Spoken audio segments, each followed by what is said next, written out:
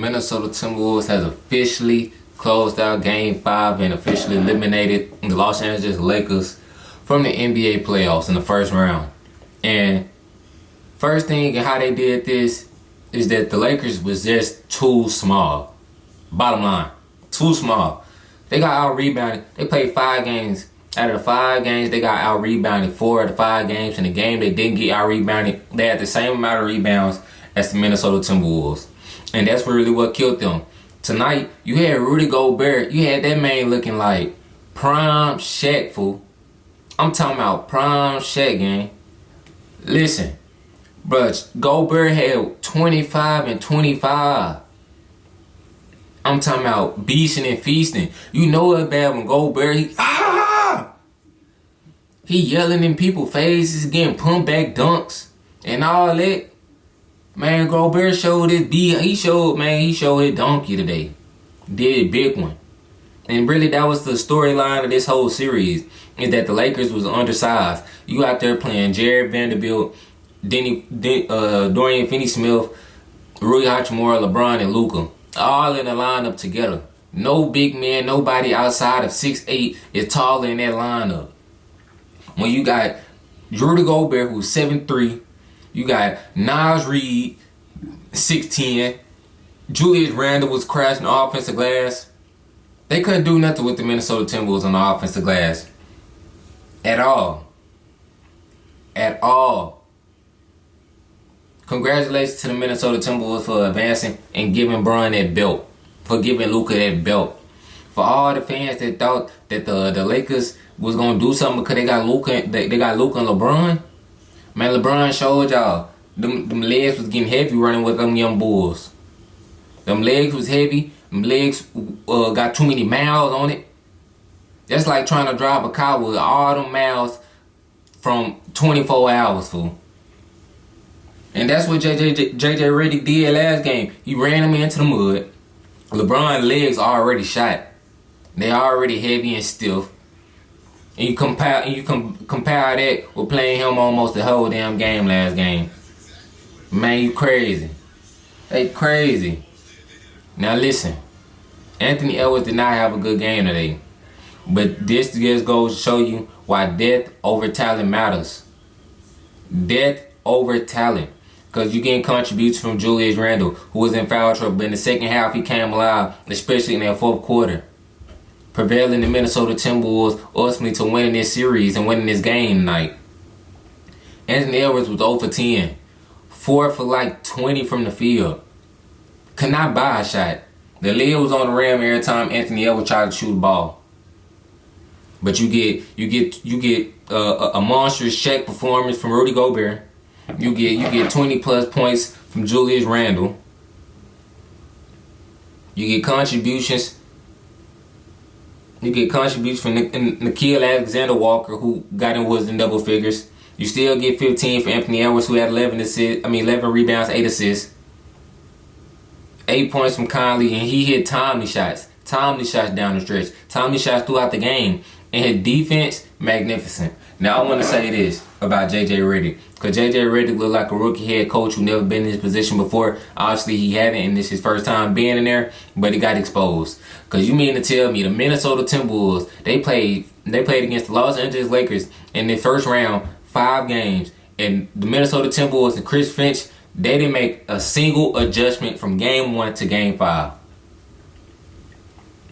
JJ Redick, you got exposed.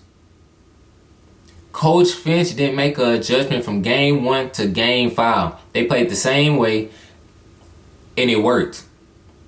You couldn't come up with JJ Redick. You couldn't draw up something different. You couldn't come up with a different game plan. Your game plan was out there. Was like Luka and LeBron die out there, and that was it. Now, if it weren't for Rui Hachimura, this last game and this game, neither one of them games would have been close. If it wasn't for Rui Hachimura, and he was the one keeping this ball game close and not keeping them within striking distance, ultimately they couldn't get over that hump because the same thing was occurring in game after game after game after game. Chris Finch said, okay, listen guys, we're going to play everybody straight. We're going to play LeBron straight up. We gonna play Luka Doncic straight up. We believe in Jay McDaniels, what he can do on the defensive side of the ball. We believe Julius Randle is strong enough to be able to keep LeBron outside of the paint. See if Dorian Finney-Smith can beat us. See if Gabe Vincent can do something. Austin Reeves, man, trash. Y'all was sitting up all season long talking about Austin Reeves is the best third option in the NBA. Man, y'all lied. Y'all told that story. Because I kid you not. Man, I didn't even know that man was even on the floor half the damn series, bruh. Every time the Lakers need a momentum shot to put them ahead or get momentum, that man was out there point shaving. He was real life out there, man. He with us. I was happy, but if I was a Minnesota Timberwolves fan, I would be happy, ecstatic, erratic to see Austin Reeves pull up a jump shot from the outside range. Cause I know that wasn't going in. Austin Reeves was terrible, flat out terrible. But it really ain't even about what the Lakers did. It's all about this series was the most simplified series that it could ever been in the first round, if you ask me. Outside of the Cavs and the Thunder, because them two teams were just superior to the other teams that they was playing. But this series in particular, from the other series, this was the most simplified series at all, and it all came down to one team who had more size, one team was more athletic, one team was more youthful, one team was more athletic, and the other team couldn't defend. You got beat on the glass. You got beat up on the glass every game. You couldn't defend nobody. You were just giving up layup lines, open threes, wind up threes all series long. And that's really what happened in this series. Because you mean to tell me on your home court in a closeout game, when Anthony Edwards shooting as poorly as he did, y'all couldn't steal this game? That is a testament of how bad the Lakers was that's a testament to how bad the Lakers is. Let's call it a spade. If nobody gonna see it, I'm saying it. Y'all might bash me in the comments, be hating all the Laker fans, LeBron fans. I know y'all gonna be fuming from the mouth. But the truth is the truth. Cause all I know is last game, in game 4, LeBron scored 0 points in the fourth quarter. In game 5, with the season on the line, the elimination game, he scored 5 points, and the only reason he had that 5 points is because he got them 2 points in garbage time. That's all I know. Them legs were too heavy. He too old. He couldn't run with all them young dudes. He wasn't prepared for nothing like this. And for your offense to be so stagnant and what it is and be so LeBron and Luka reliant, JJ Redick, you got to do better than what you did. Now, you was on that podcast. Everybody thought you was so brilliant and had this offensive mind, and you was so brilliant at doing this and doing that with X's and O's. You was an analytic guy and all the E3s is better than 2s and this and that. But when it came down to a playoff series and when it mattered most, you showed me you didn't know a damn thing. Because I'm just confused on how the Minnesota Timberwolves can play the whole series and play the same way. Not a single adjustment was made. Let Luka and let LeBron, let them go one-on-one against heavy, and let them shoot over tough shots and heavy contests, and let them tie themselves up, because as the game wear down, because at some point in time they got to be able to defend too on the other end, and they going right at them every time. Then you exerting all your energy on the offensive end, exerting all the energy on the defensive end. As the games wore down, as the series wore down, legs weren't the same. Guys weren't as efficient. Guys weren't as effective.